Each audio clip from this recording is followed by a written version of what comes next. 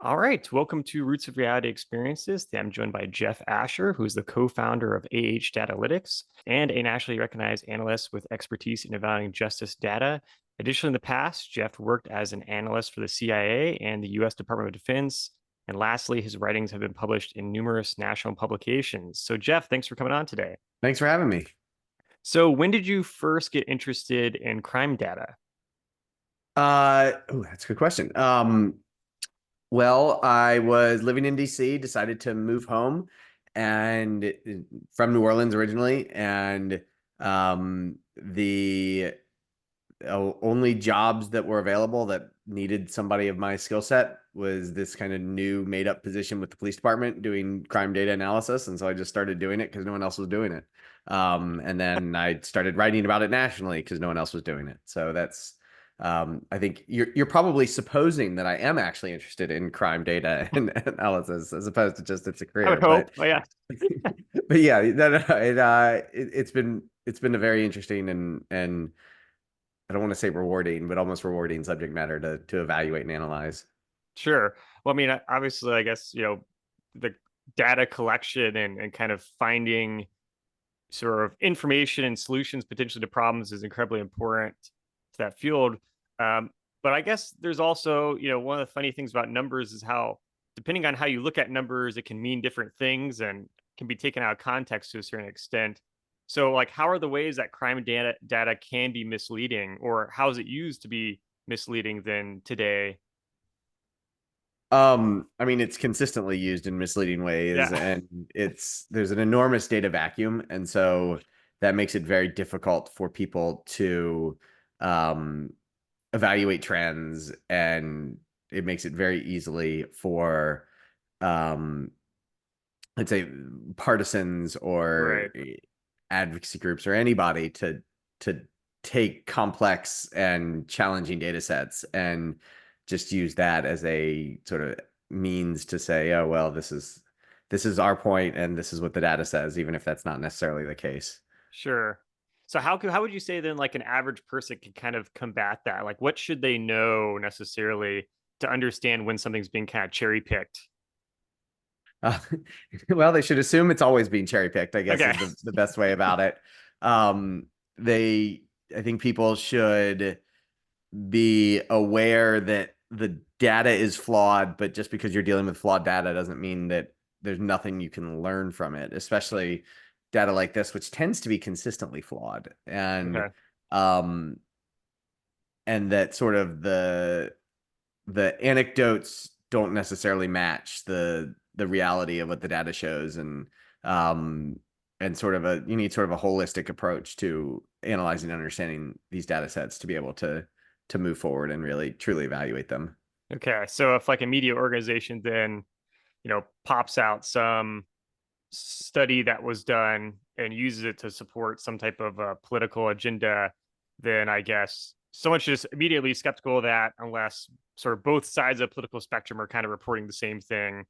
Or I suppose maybe they go to the source themselves, like, FBI crime data, or what's I guess, how do you It's navigate? usually better to go to the crime data. It's Yeah. usually better to not take the anecdote. Yeah. um Oftentimes police departments or sheriff's offices aren't accurate in how they necessarily spread data, spread Okay. or use the data. Typically, when things are getting better, it's because, this is something we're going to talk about, and it's because of all of these. We did X, Y, and Z steps, and those are clearly the Yeah. reason for the improvement. When things are worse, we're either going to not acknowledge them, or we're going to say, well, yeah, this is happening, but it's not our fault. It's um, you know, randomness' fault or Yeah. something like that. So it's something that's very difficult to, I think, evaluate in a lot of different ways. Yeah. And I guess, I mean, how do we even know that all data is sort of calculated the same way and how accurate that data is? Because I suppose there's a lot of subjectivity to a certain extent when people are documenting incidents of crimes. There can be things that maybe are kind of on the borderline as if you should be included in a particular data set or not, I suppose. Or is that an issue that you come across? Um, yeah, I mean, you frequently come across all of the issues, I guess, with dealing with crime data. It it I think it sort of varies, I guess, from time to time. It it's the type of thing that people tend to ignore when it doesn't fit their needs. And I mean, I'm sure this is true with lots of different data sets. And Sure. when it's something that uh fits the narrative that they want, Yeah. then the data, we got to listen to the data. I mean, it sounds like then in many ways, this is a lot like just any other sort of scientific research, even historical research for that matter, where like if there's enough publications coming out that say the same thing, then that's the more chances that is actually correct or not. So I think generally, yeah, I think that's probably an accurate way of thinking about it.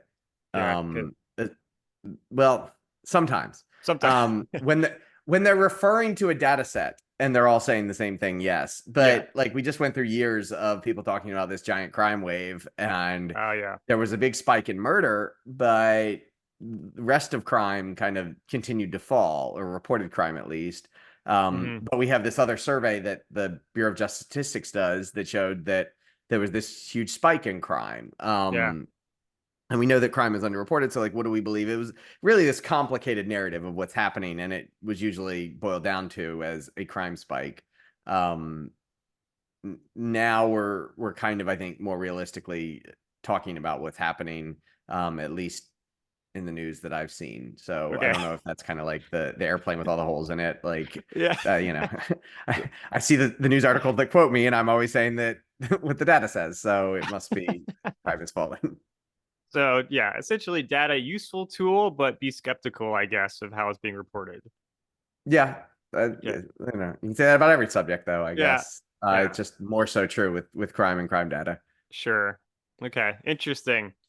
And so, thinking then about crime specifically, why is it, I think when people watch TV shows, they're watching movies that are having to do with crime, which is a very popular thing. Of course, on Netflix, there's like a billion crime shows or crime movies. And I think people kind of just assume that most crimes are being solved and, the good guys are always winning and solving the case. But, when you look at, I guess, crime data, no, I don't know. Obviously, it's hard to know how accurate that always is. But why are there still crimes that go unsolved in a world, especially with technology increasing and potential surveillance technology? Why is it still so hard to solve crimes? Um, well, I think there's easy question, right? Um, I think that the types of crimes that we really want solved are very difficult, and like shootings can be very difficult to, because there's just not a lot of evidence often, and you don't have witnesses, or the witnesses that you do have don't necessarily want to talk to law enforcement. Um, and so that, I think that's one reason. Um, the other reason is that we don't put a lot of resources into solving crimes. Um, you're looking at like big city police departments at, every detective is working 8 to 10 murders, which is like double what they should be working. The the resources allocated to solving even less serious crimes, which obviously can still be very serious, rapes, robberies, things like that, those don't get nearly the resources that murders get. Even non-fatal shootings don't get the resources that murders get, even though that's often a function of luck, whether or not a shooting ends in a fatality. And then property crimes, auto theft, vehicle burglary, theft, all those types of things, they get even less resources. So we don't resource it. And when we kind of think about criminal, I'm in Louisiana, where a they're starting a special session on crime, and you look at the things that they're proposing. And BJS had this great, Bureau of Justice Statistics had this great graphic that I love to rag on a little bit. They published it in 2000, and it is the like flow chart of the criminal justice system. And it starts with the crime occurring, and then it like shrinks down to reported, and the reported is like 60-70%, which we know is of the crimes, and we know that that's wildly inaccurate. Some property crimes are like 30% reported. Most violent crimes, about half get reported. um with like big differences between rape and sexual assault, which are systemically underreported, and Right. aggravated assault and things like that, which get Wow. more reported more often. And then you've got the investigation and then the arrest, and the arrest is like 3/4 of the reported crime bar. And we know that, especially for property crimes, the property crime clearance rate has never cleared 20%.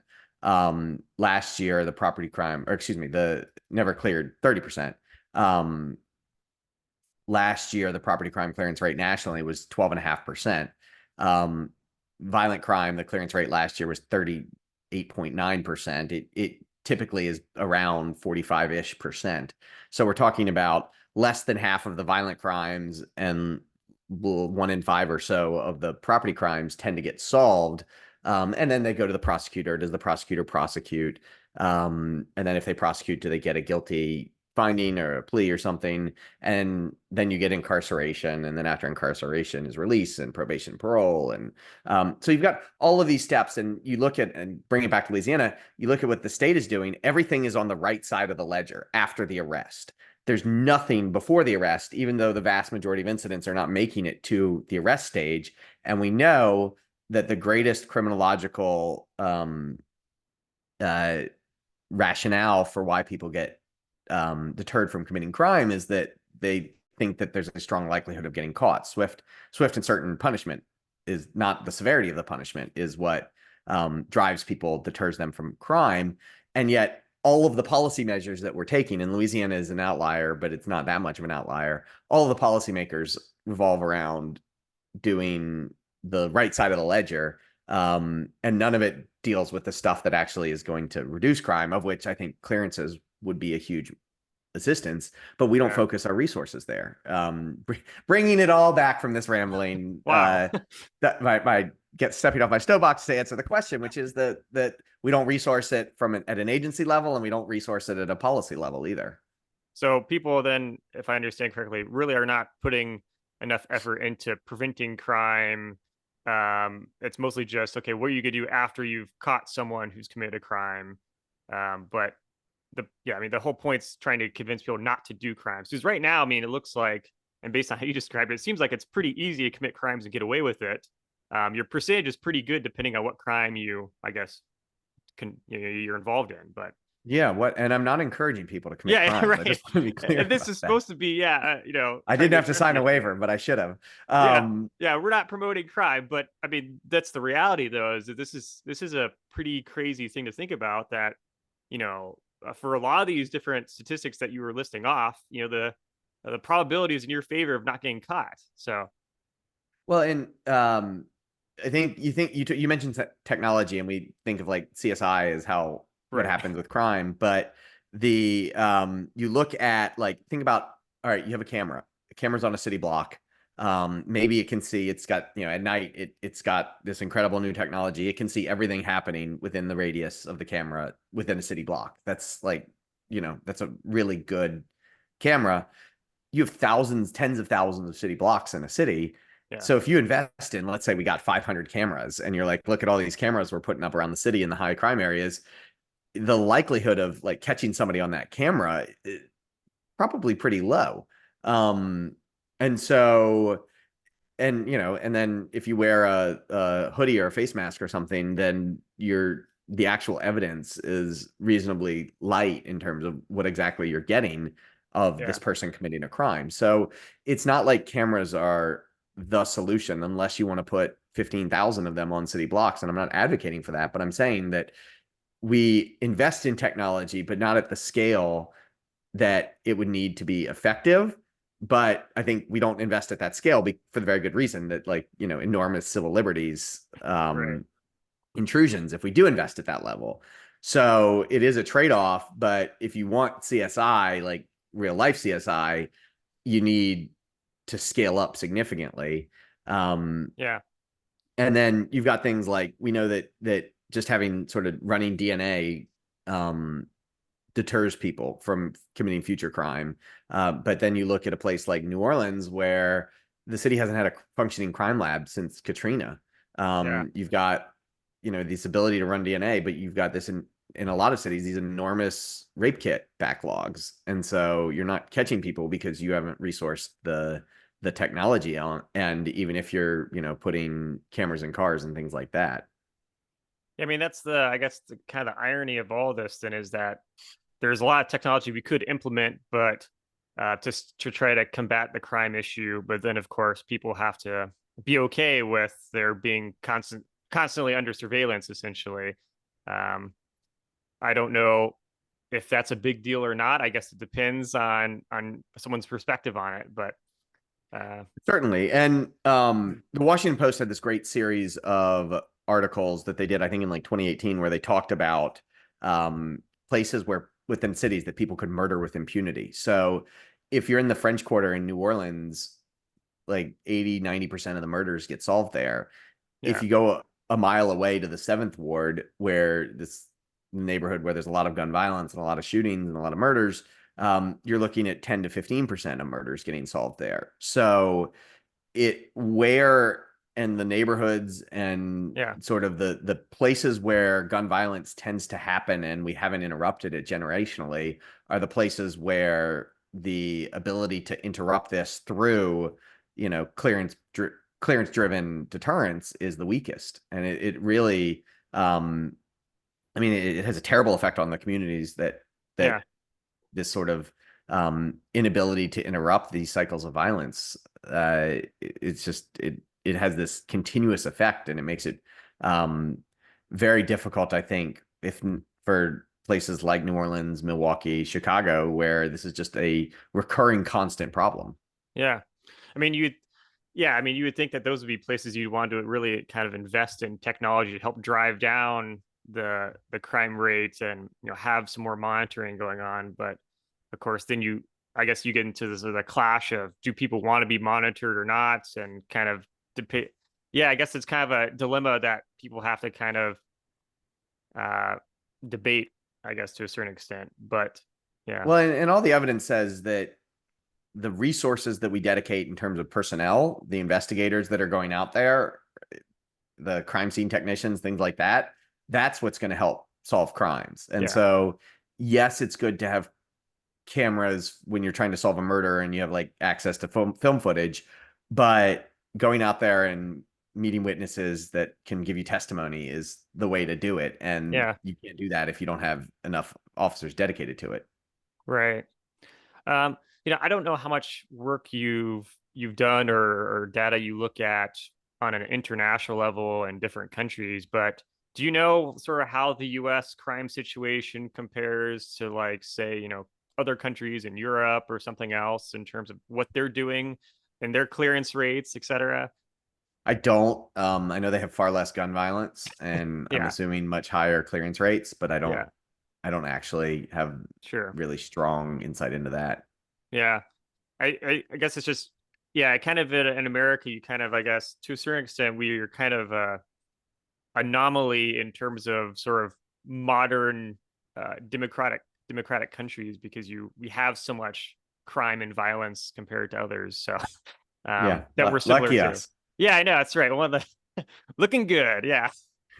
Um, so let's see. I'm curious then, how do you think crime today compares to crime of past decades then? Um, Overall, what do the numbers say? What are you seeing? I mean, generally speaking, it seems like over time we've improved quite a bit compared to, like, looking at 80s crime or something like that. But what are you seeing?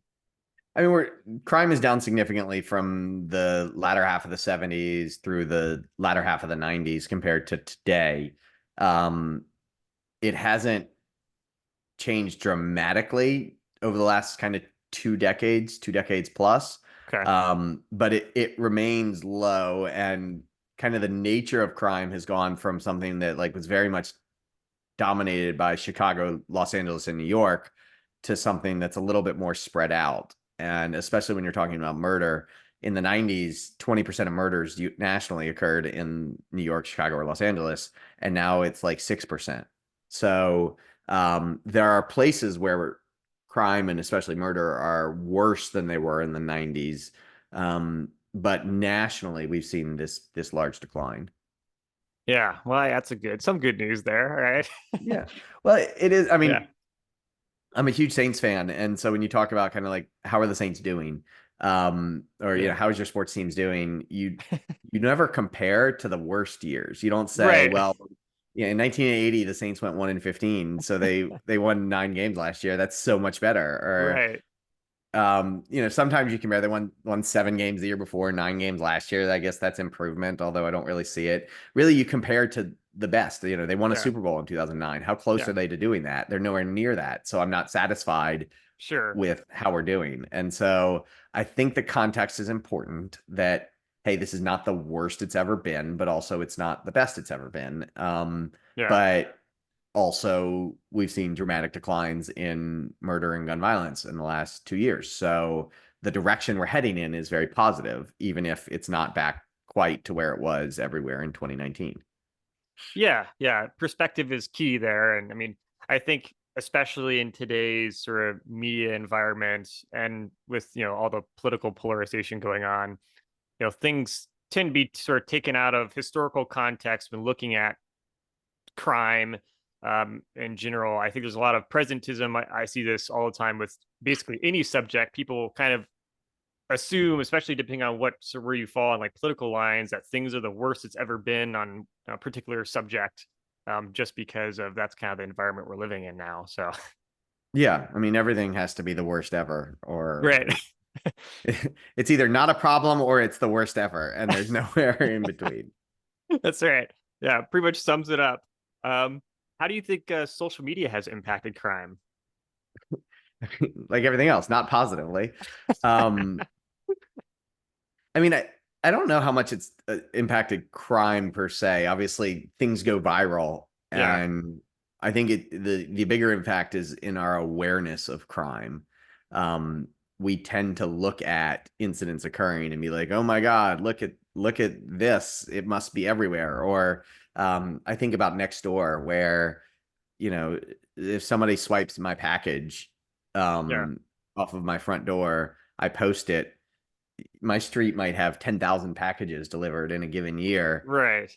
One is taken, and all of a sudden you're convinced that you have this like enormous problem when the rate of these incidents is really low. And so every time a package is delivered, I'm rushing to the front door because I'm think that there's this spree of porch piracy going on. Yeah, Um, when in reality it's rare and it sucks. It's not good. I don't want to suggest that people shouldn't be concerned about it, but yeah.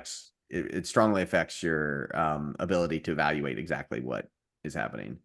Yeah, I mean, that's definitely, I think, something that is not uncommon, but it's not, based on the statistics of the packages available to be taken. Obviously, that's not a very high rate of packages being stolen. Yeah, Um, I also imagine it probably happens more depending on what area a person lives. Like some areas probably get hit a lot harder with package theft than others. they do, and I'm sure in the city it's a bigger deal than in rural areas, but Yeah. it's a reason. And places like Amazon have made it so easy to return Yes. items that it's not it's typically not going to be an enormous problem. Yeah, I mean, I would think that unless like companies started saying, "Oh, we're not going to give you refunds if your package gets stolen," um, Yeah. that would be the only thing that would just kill probably the ordering of packages. So, because Yeah. people would just be like, "I'm not going to order a package anymore from you guys if you're not going to refund me when someone takes it." So, um, Yeah, I tend to I kind of remember going to a store before yeah, in the olden days to buy things, so right. Yeah, I mean, I bring guess that back. the thing that I've kind of noticed that seems to have generated at least a noticeable amount of attention, and perhaps I guess has kind of played a role in increasing crime is the number of like auto thefts. If you've heard of like Kias and Hyundai thefts, um, Yeah, and I wrote about that. We enormous increase in Kia and Hyundai's being stolen, which is weird. It's a weird crime, um, only because it's obvious what caused it, yeah, and there's not a ton that what police departments can do about it. yes, yes, Um, and we're certainly seeing this huge increase. It's also something that we tend to in a lot of places start to have seen kind of a slow decline or rapid decline occurring. Yeah. So it might be the type of thing that like it goes up and then comes down, but it's still at a higher level than it was before. We don't Yeah. know exactly what's going to happen, kind of the next steps, but it's certainly something I think to pay attention to going forward. Lots of Kias and Hyundais being taken, which is not good for Kia and Hyundai owners, but it's kind of the outlier in terms of this is a crime that's going up, and we're not necessarily seeing that in a lot of places. Yeah, it's interesting. I mean, I actually even have personal experience with this kind of a crazy situation because I live in Indianapolis, near downtown, kind of on the edge of downtown Indianapolis. And I did have a Kia that got broken into. It had kind of the little security upgrade feature installed in the car, but so it wasn't stolen or anything. It was a costly repair for my insurance company. Because they would Yeah. break the steering deck and break the window. But it was interesting to see, like, yeah, there's basically the police departments in Indianapolis or have so many things going on that they're just like, yeah, we don't take fingerprints or anything like that, so we're just, yeah, we'll make note of it, but yeah, nothing really we can do. and so it's like, yeah, I mean, you kind of start to understand just how much of uh how overwhelmed police departments are with crime in general of various forms, that this stuff is like low on the totem pole in terms of priority. So Yeah, pretty much. It's it's something that's I like I said, you're talking about something. Auto theft had a 9.5% clearance rate in 2022 nationally, yeah. and that's national. So Yeah. the most cities you're Pretty. talking about single digit percentages. Yeah, for The sure. likelihood of catching somebody stealing a car is really low, Yeah. and so it's something that uh, you tend to have a lot of difficulty deterring people from Yeah. doing, Yeah, especially when it's definitely. so easy thanks to Kia and Hyundai. Yeah, I mean, yeah. Yeah, I it's hard to imagine them not getting some major lawsuits eventually, but I don't know what that's going to entail. But I've heard that there's been kind of various sort of attorney generals of different states have been, banding together on some sort of lawsuit against those car manufacturers. Yeah, and I don't know that that's a terrible idea. I think Yeah, it's their fault. yeah, they should be punished. I mean, I got rid of my Kia after it happened because I just traded in and got a different car um, that was not a Kia or Hyundai. Since like our parking lot, just like every Kia and Hyundai in the parking lot basically gets attacked. Though I think it's starting to slow down as there's kind of some burnout effect, or they go to different neighborhoods or something. But And there's a finite, I mean, they're not the most popular cars. Like no, there's a no, finite number of those vehicles on the streets that the could be market gets stolen. saturated. Yeah, with break-ins. Um, but yeah, I mean, the police department did put like a little, like, because there was kind of a wave of break-ins about a month or two ago. They did put like one of these like camera systems installed in the parking lot. Um, and I don't know, maybe that helps deter it. But I know our apartment complex like did have cameras outside the building, but the resolution was so bad you couldn't even read the license plates of cars that drove by. So Yeah. it was kind of like, well, that's not very useful. Yeah, but having, I mean, the existence of the cameras might be deterrent If you enough. see it, yeah. I mean, they're kind of in an odd part of the building, so like at night, there's no you would even see the camera. But I guess it depends. Um, Yeah. but yeah, the situation's crazy overall. I mean, that could. I do wonder what the future of sort of TikTok inspired crime sprees could be. I don't know if that's something that we could continue to see as a trend going forward or not. But I mean, possibly it's those are rare though, and I yeah. think they certainly generate outsized attention. Oh But yes. they're not a driver. They're not the thing, and Yeah. I don't think that I focusing met. attention necessarily is particularly healthy on them as like the No. thing that tells you, oh, this is what I think is happening nationwide. Right. Well, I think the funny thing is, like, if you even were to like look at the profiles of people that do this, the whole idea is to get some sort of following or clout, I guess, in your social group at school or something. But like, it's not like these people have a bunch of followers, and I'm sure their profiles get taken down over time. So Sure. it is kind of a strange thing that hopefully is just something that comes and goes pretty fast, and people get bored and do something else more productive, hopefully. Yeah, I would hope so. um, Now, what has sort of surprised you most from your research on crime data and stuff? How bad the data is. Okay. It's just a very rough thing to be able to evaluate. And um like some of the basic things that should be easily knowable are very difficult to find, and having, even rudimentary research skills puts you ahead of most people in terms of their ability to evaluate crime trends from usable data.